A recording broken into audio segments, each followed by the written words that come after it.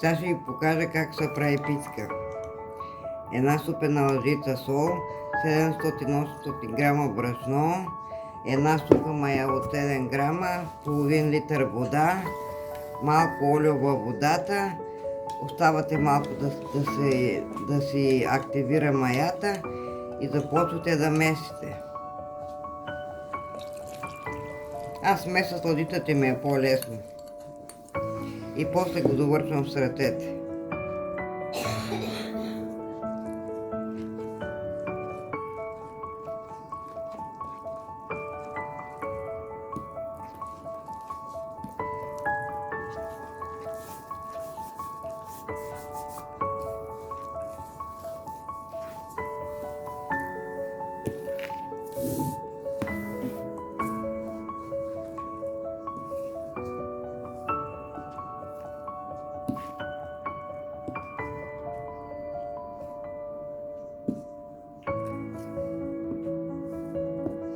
И оставате, докато се го месите, оставате 1 час да втаса.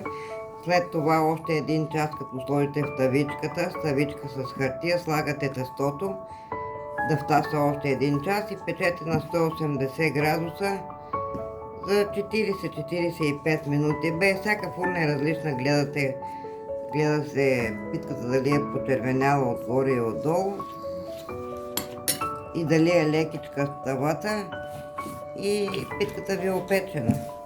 Сега почвам да меса на ръка.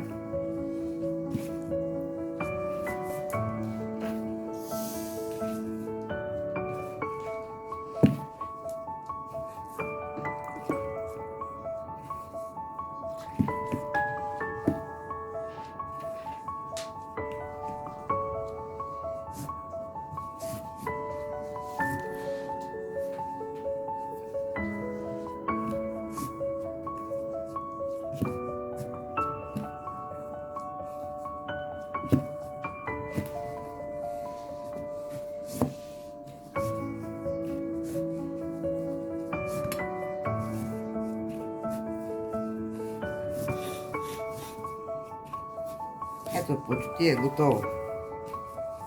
И оставате да втаса за 1 час на топличко. Ей, хора!